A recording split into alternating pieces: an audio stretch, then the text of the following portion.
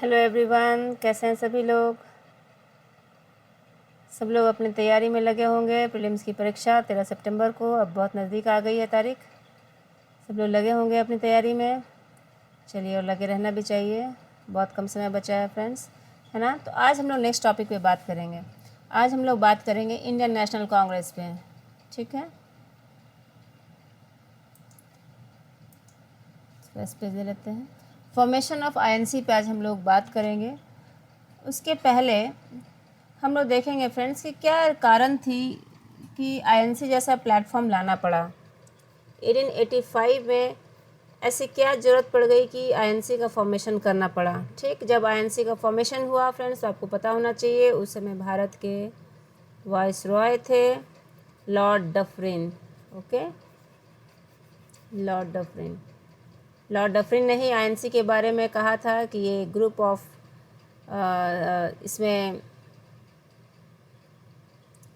Yes Lord Dufferin ही थे। और Lord Dufferin ने ही कहा था कि आईएनसी जो है ये देशद्रोहियों का एक संगठन है, ठीक है। और आपको पता होगा कि लॉर्ड कर्जन ने इसके बारे में कहा था आईएनसी के बारे में कि इसके पीसफुल डिमाइस को देखना मेरा एक सपना है। तो ये कथन भी आप याद रखेंगे, कर्जन और डफरिन ने क्या कहा था आईएनसी के बारे में। चलिए अब इस टॉपिक पे थोड़ी और बात करते हैं फ्रेंड्स कि आईएनसी की फॉर्मेशन के पहले भी कौन से ऐसे संगठन थे जो एक्टिवली काम कर रहे थे, जो सक्रिय थे, और फिर क्या ज़रूरत पड़ गई आईएनसी जैसे प्लेटफॉर्म क्रिएट करने की, ठीक है। तो चलिए इस पर हम पहले बात करते हैं। आईएनसी के फॉर्मेशन के पहले अगर हम देखें तो कुछ ऑर्गेनाइजेशंस जो एक्टिव थे फ्रेंड्स, वो थी बंगभाषा प्रकाशिका सभा, बंगभाषा प्रकाशिका सभा, ठीक है। ये 1836 में चल रही थी। इसको राजा राम मोहन रॉय के फॉलोअर्स कुछ जो थे वो चला रहे थे। इसके बाद ऐसा ही एक एसोसिएशन था जमींदार्स एसोसिएशन, ठीक है। जमींदार्स एसोसिएशन 1837 में चल रहा था। 1837 में ये इसके लीडर थे द्वारका नाथ टैगोर। चूँकि टैगोर ज़मींदार फैमिली से थे तो ज़मींदार भी काफ़ी दुखी थी ब्रिटिशर से। उनकी ज़मीनें कभी कभी जब्त कर ली जाती थी अगर उनके मन मुताबिक टैक्स कलेक्शन नहीं हो, ब्रिटिशर्स के मन मुताबिक टैक्स कलेक्शन नहीं हो, उन्हें रेवेन्यू का अगर लॉस हो जाए तो ज़मींदारों की भी ज़मीन जब्त हो जाती थी। तो ये कम्युनिटी भी खासा परेशान रहती थी। तो जमींदार्स एसोसिएशन द्वारका नाथ टैगोर के नेतृत्व में एक्टिव थे। उसके बाद एक और थी, वो थी ब्रिटिश इंडियन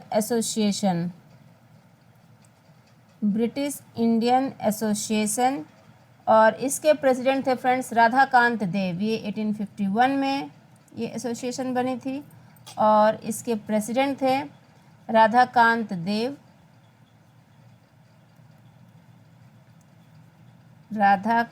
देव, ठीक है। चूँकि हम लोग प्रीलिम्स के लिए पढ़ रहे हैं तो हम लोगों को ये ज़रूर इनका नाम इन लोगों का याद रखना चाहिए। उसके बाद ईस्ट इंडिया एसोसिएशन, आप जानते होंगे बहुत पॉपुलर एसोसिएशन थी ये, और इसको चला रहे थे एक बहुत ही फेमस हमारे मॉडरेट लीडर दादा भाई नारोजी। 1866 में जब इसका फॉर्मेशन हुआ, और ये दादा भाई नारोजी के नेतृत्व में चल रहा था ईस्ट इंडिया एसोसिएशन। दादा भाई नारोजी ही फ्रेंड्स आपको याद रखना चाहिए poverty and un British rule in India ये लिखा था, जिसमें इकोनॉमिक ड्रेन की बात हुई थी, ठीक है। और उसके बाद हम लोग देखते हैं पूना सार्वजनिक सभा चल रहा था। ये देश के अलग अलग कोने में ये सारे एसोसिएशन सभाएं चल रही थी उस वक्त। ये सब इंडियन नेशनल कांग्रेस के फॉर्मेशन के पहले प्री आईएनसी ईयर्स में ये सारे संगठन और सभा एक्टिव थे, ठीक है। लेकिन चूंकि एक जगह काम नहीं कर रहे थे। पूना सार्वजनिक सभा, इसका फॉर्मेशन ईयर 1867, और इसके फाउंडर आप जानते हैं महादेव गोविंद रानाडे थे, ठीक है फ्रेंड्स, महादेव गोविंद रानाडे।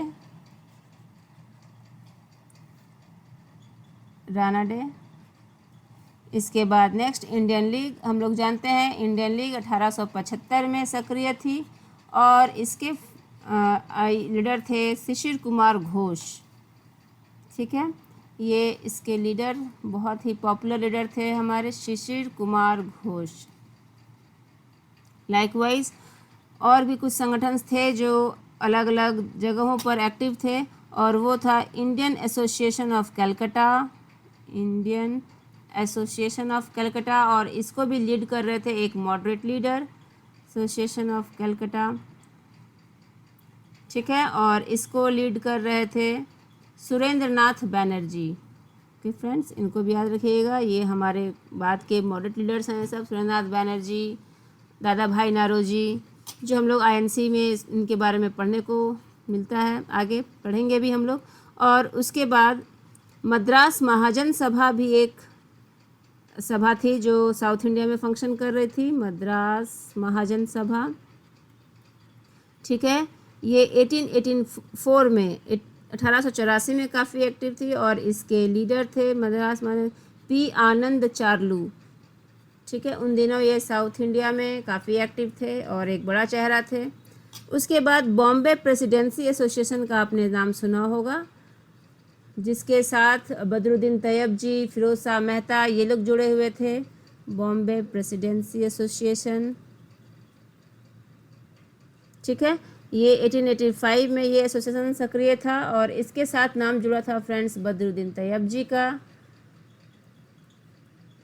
जब बदरुद्दीन तैयब जी की बात आए तो एक चीज़ आप और याद रखिएगा फ्रेंड्स, ये फर्स्ट मुस्लिम आईएनसी प्रेसिडेंट थे, और आप बताइएगा किस ईयर में इन्होंने प्रेसिडेंटशिप किया आईएनसी का। ओके, फिरोज शाह मेहता, ये लोग बॉम्बे प्रेसिडेंसी एसोसिएशन से जुड़े थे। केटी तेलांग, इन लोगों का भी नाम आता है, ठीक है। उसके बाद हम अब फाइनली जब देखते हैं इंडियन नेशनल, ये सारे संगठन ऐसे थे जो आईएनसी के फॉर्मेशन के पहले से एक्टिव थे, राइट। अब हम लोग देखते हैं इंडियन नेशनल कांग्रेस के फॉर्मेशन को, नेशनल कांग्रेस के फॉर्मेशन को देखते हैं, जो कि 1885 में इसका फॉर्मेशन ईयर था। और ये इसको इस्टेब्लिश करने में सबसे बड़ी भूमिका आप लोग जानते हैं ए.ओ. ह्यूम की रही थी। ए.ओ. ह्यूम एक रिटायर्ड इंग्लिश सिविल सर्वेंट थे, और उस समय भारत के वाइस रॉय थे लॉर्ड डफरिन, ठीक है, लॉर्ड डफरिन थे उस समय। और एक थ्योरी इसके साथ जनरली एसोसिएट रहती है फ्रेंड्स इंडियन नेशनल कांग्रेस के फॉर्मेशन में, और वो थ्योरी मैं थोड़ा सा आपको डिस्कस कर देती हूँ। वो थ्योरी रहती है सेफ्टी वेल्व थ्योरी। हालांकि इस थ्योरी को बाद के हिस्टोरियंस ने डिनाई किया है, मॉडर्न हिस्टोरियंस ने, लेकिन उस समय के जो लोग थे जैसे लाला लाजपत राय थे, आर.पी. दत्त साहब थे, ये लोग इस मानते थे, इस थ्योरी के फेवर में थे। ये थ्योरी ये कहती है, सेफ्टी वेल्व की थ्योरी, कि आईएनसी का फॉर्मेशन ही इसलिए हुआ था ताकि जो ग्रोइंग डिस्कंटेंट था इंडियंस के अंदर, जो ग्रोइंग रिजेंटमेंट था इंडियंस के अंदर, उसको ये चैनलाइज कर सके, है ना, उसको कमज़ोर कर सके, उसको ये इस आईएनसी के द्वारा छितिर बितिर कर सके, ताकि कोई बड़ा विद्रोह 1857 की क्रांति जैसा दोबारा देखने को ना मिले, ठीक है। तो ये जस्ट एक प्लेटफॉर्म क्रिएट किया गया ब्रिटिश के ही यूज़ के लिए, उन्हीं के पर्पस को फुलफ़िल करने के लिए, और कहीं ना कहीं इंडियन नेशनलिज्म को ख़त्म करने के लिए, ऐसा ये सेफ्टी वेल्व थ्योरी कहती है। लेकिन बाद के जो मॉडर्न हमारे हिस्टोरियंस थे, उन्होंने इस थ्योरी को रिजेक्ट किया है। उन्होंने कहा है कि इंडियन नेशनल कांग्रेस की फॉर्मेशन सिर्फ इंडियंस के हितों को और ग्रोइंग नेशनलिज्म को एक कॉमन प्लेटफॉर्म मिले, एक कॉमन बड़ा स्टेज मिले, उसके लिए इसकी क्रिएशन की गई थी, और ए.ओ. ह्यूम ने अपनी भूमिका निभाई थी इसमें, ना कि ये अंग्रेज़ों के पर्पस को सॉल्व कर सके। तो इस बात को आप ध्यान रखिएगा फ्रेंड्स, ठीक है। सेफ्टी वेल्व थ्योरी को मॉडर्न हिस्टोरियन सपोर्ट नहीं करते हैं। और इसके बाद हम देखते हैं इसके फॉर्मेशन। तो आईएनसी का जब फॉर्मेशन हुआ था, इंडियन नेशनल कांग्रेस की जब फॉर्मेशन हुई 1885 में, तो इसमें कुल टोटल 72 डेलीगेट्स ने पार्टिसिपेट किया, right. Indian national Congress formed in 1885, और इसमें टोटल 72 डेलीगेट्स पार्टिसिपेट किए थे उस वक्त, और इसमें से मोस्टली लॉयर्स थे friend, mostly they were lawyers, ठीक है। लॉयर्स कम्युनिटी ने अधिक पार्टिसिपेट किया था। ये गोकुलदास तेजपाल संस्कृत कॉलेज बॉम्बे में हुई थी ये सेशन, गोकुलदास तेजपाल संस्कृत कॉलेज, ठीक है, ये बॉम्बे में है ये कॉलेज। यहाँ पे ये आईएनसी का सेशन हुआ था बॉम्बे में, और इसके फर्स्ट प्रेसिडेंट थे फर्स्ट प्रेसिडेंट ऑफ आईएनसी थे उमेश चंद्र बैनर्जी। ये आपको नाम याद रखना है, उमेश चंद्र बैनर्जी। ठीक है, बॉम्बे में ये हुई थी इन द ईयर 1885। ठीक, अब कुछ मैं इम्पोर्टेंट आईएनसी सेशंस आपको बताती हूँ जो आपको याद रखना है।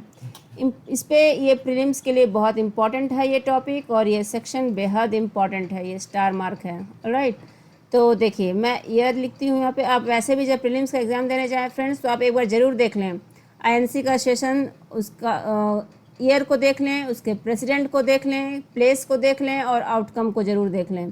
ठीक, तो मैं यहाँ पे लिख रही हूँ प्लेस, प्रेसिडेंट,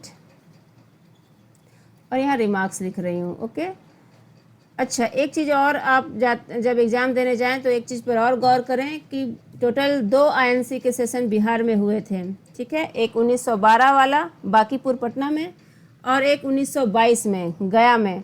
ये दोनों ही बहुत इंपॉर्टेंट आईएनसी सेशंस के ईयर हैं जो बिहार से लिंक्ड हैं। इसको आप ज़रूर देख कर जाएंगे एग्ज़ाम देने।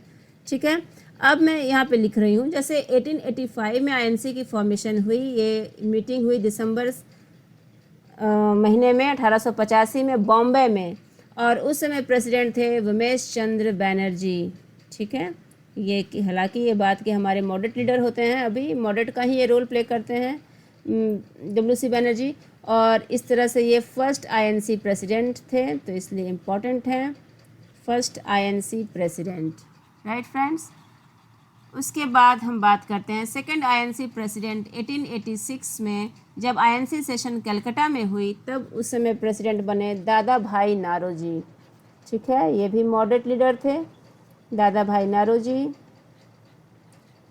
चूँकि ये पारसी कम्युनिटी से थे, तो मैंने आपको बताया था कि इन्होंने रास्त गुफ्तार एक मैगजीन भी चलाई थी जिसमें पारसी कम्युनिटी की ये प्रॉब्लम्स लिखते थे, और बहुत बड़े मॉडरेट लीडर तो ये थे ही दादा भाई नारोजी। दादा भाई नारोजी 3 बार आईएनसी के प्रेसिडेंट बने। ठीक है, ये आपको ध्यान में रखना, 3 टाइम्स इन्होंने आईएनसी के प्रेसिडेंटशिप को लीड किया। एक तो फ्रेंड्स 1886 में, एक यहाँ 1886 में, दूसरा 1893 में, और तीसरा 1906 में। ये ईयर्स आपको याद रखना है। ठीक है, तीसरा हम देखेंगे 1887 में जब आईएनसी का सेशन हुआ मद्रास में। ठीक है, उस समय इसके प्रेसिडेंट बने बदरुद्दीन तैयब जी। प्रेसिडेंट थे बदरुद्दीन तैयब जी। इनके बारे में एक ख़ास बात यह है कि सबसे फर्स्ट मुस्लिम आईएनसी प्रेसिडेंट बने बदरुद्दीन तैयब जी, फर्स्ट मुस्लिम आईएनसी प्रेसिडेंट। ठीक, इनको आप याद रखेंगे इनका नाम। उसके बाद फ्रेंड्स फोर्थ में जब आईएनसी का सेशन 1888 वाला सेशन हम देखते हैं कि वो होता है इलाहाबाद में। ठीक है, यूपी के इलाहाबाद में ये सेशन होता है, और उस समय उसके प्रेसिडेंट बनते हैं जॉर्ज यूल। ठीक है, जॉर्ज यूल, और ये फर्स्ट इंग्लिश मैन रहते हैं to become the president of INC. Okay, first English man INC president. ठीक, इसके बाद एक और मोस्ट इम्पॉर्टेंट फैक्ट मैं बता रही हूँ, जो फर्स्ट विमेन आईएनसी प्रेसिडेंट अगर आपसे पूछा जाए तो आप याद करिएगा 1917 में कलकत्ता में एनी बेसेंट बनी थी। ये सेशन हुआ था कलकत्ता में जब, तो Annie Besant first women INC president बनी थी। ठीक है friends, first women INC president. ठीक है, और उसके बाद फर्स्ट विमेन आईएनसी प्रेसिडेंट। आप बता सकते हैं गांधी जी कितनी बार आईएनसी के प्रेसिडेंट रहे? जी हाँ, गांधी जी एक बार आईएनसी के प्रेसिडेंट रहे, वो भी 1924 में जब बेलगांव में, मेरी राइटिंग आपको समझ में आ रही होगी, ठीक लिख रही हूँ, 1924 में जब बेलगांव कर्नाटक में है, बेलगांव में जब आईएनसी के सेशन हुई, तब गांधी जी ने आईएनसी का प्रेसिडेंटशिप लिया था, और ये ही first and last time Gandhi ji ने first and last INC president वो बने। ठीक है, इसके बाद वो कभी भी आईएनसी के प्रेसिडेंट नहीं बने। First and last INC president.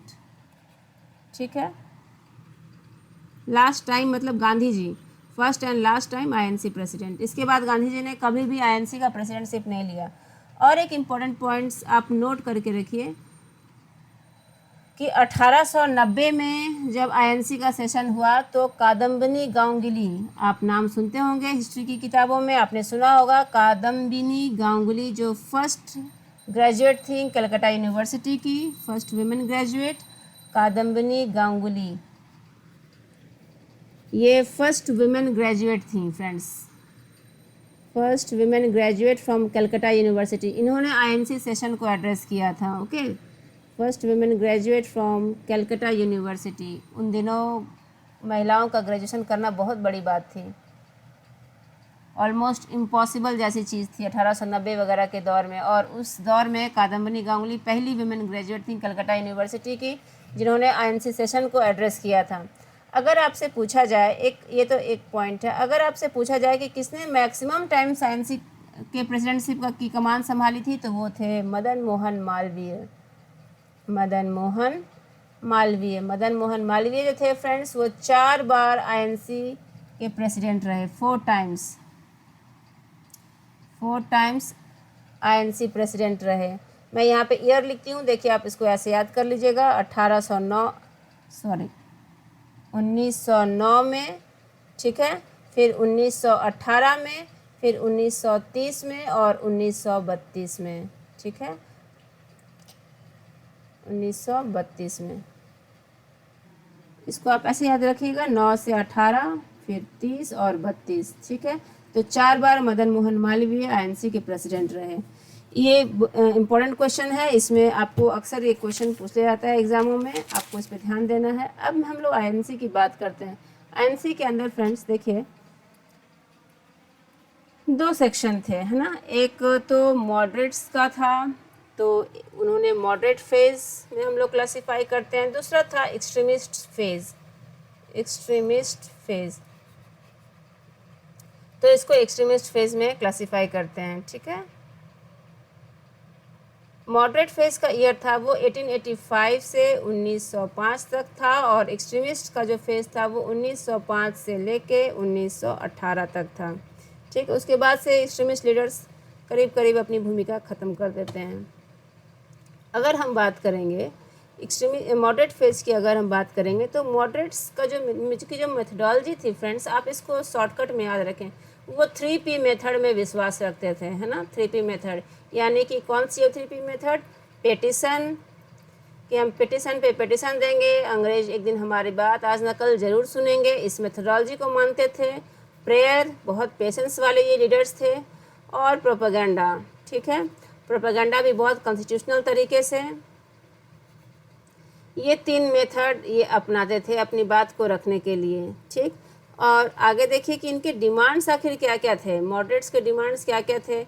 फिर आपको याद होगा कि कैसे ये एक्सट्रीमिस्ट और मॉडरेट्स में दरार पड़ी थी। 1907 का सूरत स्प्लिट हुआ था, और जो कि फिर बाद में 1916 में लखनऊ सेशन में ये लोग मिल गए थे।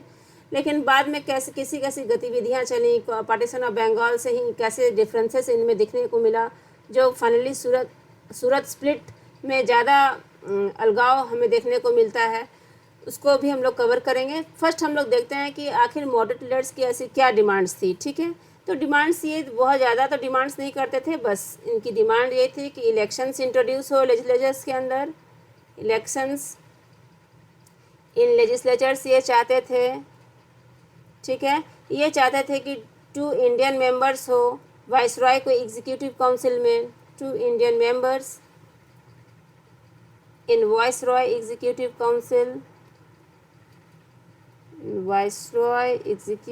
काउंसिल। और ये क्या चाहते थे, ये जो मॉडरेट लीडर्स थे ये चाहते थे कि जो ICS एग्ज़ाम है, इंडियन सिविल सर्विसेज का एग्ज़ाम है, उसके एज लिमिट को रेज़ किया जाए, जो कि फ्रेंड्स आपको याद होगा 19 साल कर दिया गया था, age limit to be raised. ये भी इनका डिमांड था। और इनका डिमांड था कि ये एग्ज़ाम जो है वो भारत में भी कंडक्ट हो, ताकि अधिक से अधिक इंडियंस का पार्टिसिपेशन हो सके, राइट। उसके बाद इनका एक और भी डिमांड था कि रिडक्शन इन डिफेंस एक्सपेंडिचर। इनको लगता था कि क्यों इतना भारत का पैसा डिफेंस में खर्च किया जाए, जबकि भारत में खुद भी इतनी जब गरीबी महामारी है तो हम फिर डिफेंस में ही क्यों खर्च करते जाएं। तो रिडक्शन इन डिफेंस एक्सपेंडिचर की ये बात करते थे। ये भी इनकी एक डिमांड थी कि डिफेंस एक्सपेंसेस को कम किया जाए। उसके बाद ये चाहते थे कि वेलफेयर स्कीम्स पे गवर्नमेंट ध्यान दे, जो कि बहुत कम ध्यान दिया जाता था, ना के बराबर। ठीक, उसके बाद इनकी मांग रहती थी कि बजट पे डिस्कशन और वोटिंग, इंटर बजट पे डिस्कशन और वोटिंग का राइट्स मिले। ठीक है, और इसके बाद ये चाहते थे कि इंडियनाइजेशन ऑफ सर्विसेज हो, separation of executive and judiciary, ये सब इनके डिमांड रहते थे। ठीक है, इसके इतर हम अगर पॉपुलर अगर मॉडरेट लीडर्स की बात करते हैं तो हमारे पॉपुलर मॉडरेट लीडर्स आप जानते हैं दादा भाई नौरोजी थे। ये लड़ाई झगड़े में, बहुत एरोगेंट तरीके में, स्ट्राइक में, आंदोलन में ये लीडर्स विश्वास नहीं करते थे। सबसे बड़ा चेहरा मॉडरेट लीडर्स में दादा भाई नौरोजी का आता है। दादा भाई नौरोजी को फ्रेंड्स और एक नाम से भी जानते हैं। आप लोग बता सकते हैं किस नाम से जानते हैं? He was also called the grand old man of India, ना, grand old man of India. ये हमारे दादा भाई नौरोजी थे। उसके बाद दादा भाई नौरोजी के बाद सुरेंद्र नाथ बैनर्जी, ये भी एक बहुत बड़े मॉडरेट लीडर थे। ठीक है, फिरोज शाह मेहता, ये भी मॉडरेट लीडर थे। ये सारे हमारे फ्रेंड्स मॉडरेट लीडर थे। बदरुद्दीन तैयब जी, ये भी मॉडरेट लीडर थे, बदरुद्दीन तैयब जी। उसके बाद दिनसा इवाचा, ये भी मॉडरेट लीडर थे। तो ये सारे हमारे मॉडरेट लीडर्स थे। ठीक है, ये बहुत शांतिपूर्ण तरीके से अपनी बात रखने में यकीन करते थे। आंदोलन, क्रांति किसी तरह की ये नहीं चाहते थे। ये स्वराज की बात करते थे, सेल्फ गवर्नमेंट की बात करते थे, मगर ये चाहते थे कि इनका काम शांतिपूर्वक हो जाए। ठीक, अब इसके बाद हम एक्सट्रीमिस्ट्स का फेज़ देखते हैं। एक्सट्रीमिस्ट्स जो थे वो क्रांतिकारी चीज़ों को मानते थे। वो इस चीज़ में बिलीव करते थे कि जो ब्रिटिशर्स हैं वो बहुत शांतिपूर्वक किसी बात को नहीं सुनेंगे, और इनके पीछे कारण भी था कि वो कोई भी अपनी प्रॉमिस को सफल तरीके से निभा पाने में नाकामयाब रहे। उन्होंने कभी किसी का विश्वास जीता नहीं। इसलिए एक्सट्रीमिस्ट चाहते थे कि बहुत शांतिपूर्वक और हाथ जोड़कर अपनी बात मनवाने में कोई भलाई नहीं है, उनका काम नहीं होगा, ना उनकी बातें सुनी जाएंगी। इनका फेज़ 1905 से लेके 18 तक देखने को मिलता है ना। और इसके सबसे पॉपुलर लीडर आप जानते होंगे कि ये थे लाला लाजपत राय, बाल गंगाधर तिलक,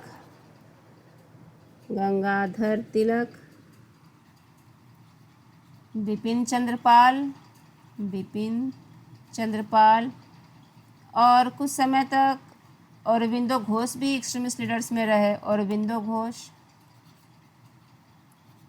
ठीक है, बाद में वो पौंडीचेरी चले जाते हैं और मेडिटेशन वगैरह वहाँ करते हैं, लेकिन शुरुआती ईयर्स में उन्होंने भी एक्सट्रीमिस्ट का ही साथ दिया था। अब इनकी फैक्टर्स क्या क्या थे राइज ऑफ एक्सट्रीमिज़म की? क्यों एक सेगमेंट ऐसा था जो काफ़ी एक्सट्रीमिस्ट हो गया था? इसके लिए भी कुछ फैक्टर्स जिम्मेदार थे। हम लोग थोड़ा सा उस पर डिस्कशन कर लेंगे अभी। Factors for the rise of extremism. ठीक है, इसके अंतर्गत हम देखेंगे कि वो true nature of British rule को समझ चुके थे और उसको निरंतर उजागर करने की कोशिश कर रहे थे। ठीक है, आपने देखा होगा कि कई ऐसे हमारे राइटर्स भी थे, जैसे दादा भाई नौरोजी की एक बहुत पॉपुलर किताब उन दिनों आई। दादा भाई नौरोजी साहब ने लिखा था poverty and un British rule in India. ठीक है, poverty and un British rule in India. इसमें इन्होंने दिखाया कि कैसे भारत का पैसा अंग्रेज़ यूज़ कर रहे थे भारत के लोगों को गरीब भूखा रख कर, और कैसे इकोनॉमिक ड्रेन का सारा कुछ कॉन्सेप्ट चल रहा था। Un British rule in India, ये जब किताब उनकी छपी, इसने काफ़ी कुछ इकोनॉमिक ड्रेन की बात कही, भारत की समस्याओं को, इकोनॉमिक क्राइसिस को उजागर किया। और इसी तरह और भी इकोनॉमिस्ट्स थे, जैसे कि रमेश चंद्र दत्त, जो इकोनॉमिक हिस्ट्री ऑफ इंडिया इन्होंने लिखा। रमेश चंद्र दत्त की इकोनॉमिक हिस्ट्री ऑफ इंडिया, इसमें भी इन्होंने वेल्थ ड्रेन की बात कही। और कहा कि किस तरह से भारत को लूटा जा रहा है। ठीक है, तो ये सारे लेटर्स है। फिर जी सुब्रमण्यम अय्यर की economic aspects of British rule in India, ये भी एक बहुत बड़े इकोनॉमिस्ट थे जी सुब्रमण्यम अय्यर। इन्होंने भी भारत के इकोनॉमिक एस्पेक्ट को एनालाइज किया। तो जब ये सारे प्रकाशन आए लीडर्स के सामने तो उन्होंने समझा कि वाकई जो true nature of British rule है वो किस तरह से भारत को खोखला करने में लगा हुआ है, तो इसको वो उजागर करना चाहते थे। इस वजह से भी एक्सट्रीमिस्ट जो थे वो एकदम एक्सट्रीम डिसीजंस लेते थे। ठीक है, सेकंड पॉइंट हम अगर देखेंगे इसमें, तो इसमें बहुत सारे ऐसे लीडर्स हैं जैसे कि तिलक साहब थे, अरबिंदो घोष थे, ठीक ना, लाला लाजपत राय साहब थे, लाला लाजपत राय।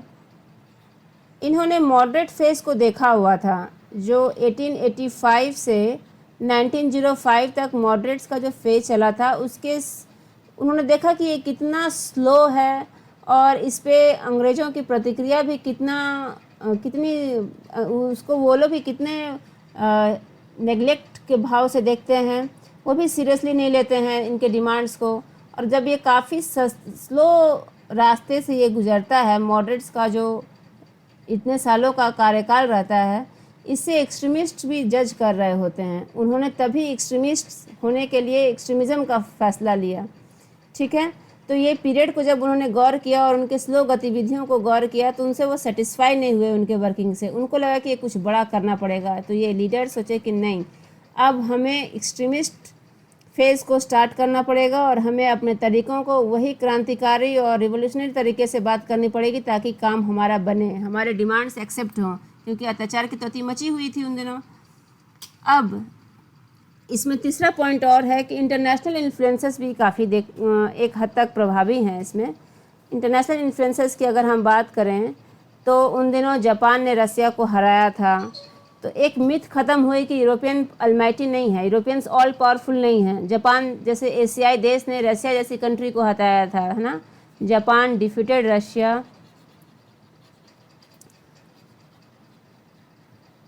ठीक है, उसके बाद और भी कुछ घटनाएं घटी, जैसे कि हम देखते हैं कि एक नेशनल मूवमेंट चला कई देशों में। रशिया में नेशनल मूवमेंट्स चलाए गए रशिया के अंदर, उसके बाद तुर्की के अंदर, आयरलैंड के अंदर, ठीक है, इजिप्ट के अंदर, पर्शिया के अंदर। ये सारे जब नेशनल मूवमेंट्स और के इफ़ेक्ट और इन्फ्लुएंस जब बाहर के देशों में फैले, बाहर के लोग जब इससे अवगत हुए तो उन्होंने भी समझा कि नहीं, हमें भी अपनी आवाज़ बुलंद करनी पड़ेगी ऑपरेशंस के ख़िलाफ़। ठीक है, इन सब का भी काफ़ी असर पड़ा। और उसके बाद हम देखते हैं कि एक militant school of thought exist कर रहा था उन दिनों। एक्सट्रीमिज़म जब उदय हो रहा था भारत में, एक्सट्रीमिस्ट ग्रुप्स बन रहे थे, तो आइडियोलॉजी के पीछे एक मिलिटेंट स्कूल ऑफ थॉट भी फंक्शन कर रहा था फ्रेंड्स। ये इस स्कूल ऑफ थॉट में कौन कौन लोग शामिल थे? अगेन ये वही लीडर्स थे, लाल बाल पाल, जिनको हम हिस्ट्री में कहते हैं, ये वही लीडर्स थे। और इन्होंने किस तरीके से स्टार्ट किया? तो गणपति फेस्टिवल मनाया गया महाराष्ट्र में, ठीक है, शिवाजी महोत्सव मनाया गया महाराष्ट्र में।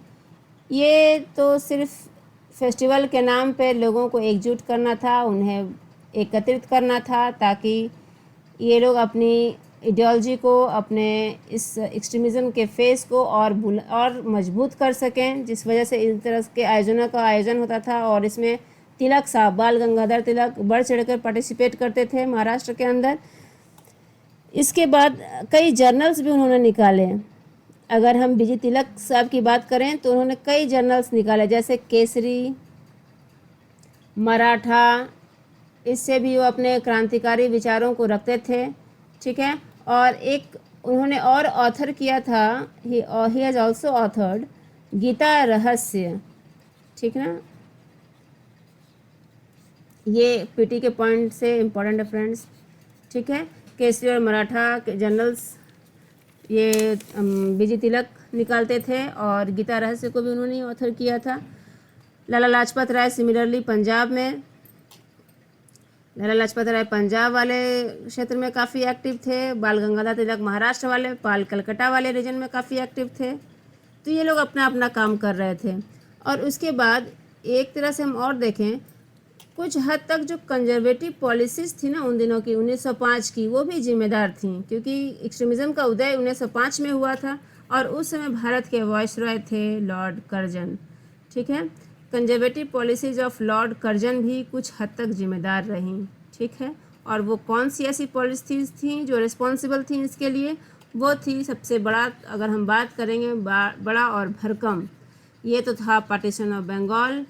उन्होंने बंगाल का पार्टीशन करके बहुत बड़ी भूल कर दी थी। ठीक है, इसने इंडियन नेशनलिज्म को बहुत तेज़ हवा दी और लोग ये समझ गए कि क्या डिवाइड एंड रूल की पॉलिसी और क्या गेम चल रहा है। तो पार्टीशन ऑफ बंगाल एक कंजर्वेटिव पॉलिसीज थी।